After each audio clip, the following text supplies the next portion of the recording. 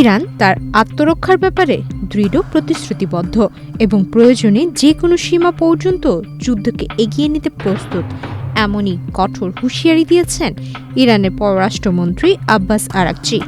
পদ্মা সেতু, metro rail এবং elevated expressway নির্মাণের গর্বিত অংশীদার বসুন্ধরা সিমেন্ট। তেহরানে আয়োজিত পররাষ্ট্র মন্ত্রণালয়ের সাপ্তাহিক ব্রিফিংয়ে তিনি এই বক্তব্য রাখেন এবং ইসরায়েল ও যুক্তরাষ্ট্রকে সতর্ক করে দেন। আরাকচি বলেন, আমি মনে করি এতক্ষণে তারা ভালো শিক্ষা পেয়েছে এবং বুঝতে পেরেছে তারা কেমন জাতির মোকাবেলা করছে। ইরান নিজের রক্ষায় সামান্যতম দ্বিধা করবে না।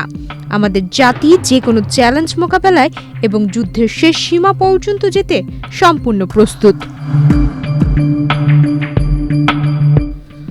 পররাষ্ট্রমন্ত্রী আরও বলেন, যুদ্ধের পরিস্থিতি যেখানেই গিয়ে ঠেকুক না কেন, ইরান কখনো পিছপা হবে না। তিনি জোর দেন যে ইরানের সামরিক শক্তি ও জনগণের মনোবল ইতোমধ্যেই শত্রুপক্ষকে একটি স্পষ্ট বার্তা পৌঁছে দিয়েছে। তেহরান চায় না যুদ্ধ ছড়িয়ে পড়ুক, তবে চাপিয়ে দেওয়া যুদ্ধের ক্ষেত্রে তারা কোনো ধরনের ছাড় দিতে রাজি নয়।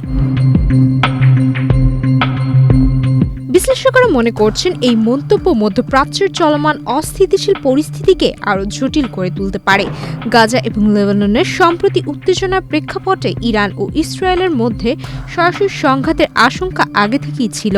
আরাকচি যে কোনো সীমা পর্যন্ত যাওয়ার ঘোষণা সেই উত্তেজনাকে আরও নতুন মাত্রা যোগ করেছে। তিনি আরও সতর্ক করেন যে ইরান শান্তি চায়, তবে আত্মরক্ষায় সীমা মানবে না। বিশেষজ্ঞরা মনে করছেন এই ধরনের রণনৈতিক অবস্থান আন্তর্জাতিক কূটনীতি ও মধ্যপ্রাচ্যে যুক্তরাষ্ট্রের নীতি নিয়ন্ত্রণের ক্ষেত্রে বড় চ্যালেঞ্জ হয়ে উঠতে পারে। ইরানি নেতৃত্বের এই দৃঢ় অবস্থান অঞ্চলের রাজনৈতিক ও সামরিক ব্যালেন্সের উপর সরাসরি প্রভাব ফেলবে বলে মনে করছেন বিশ্লেষকেরা।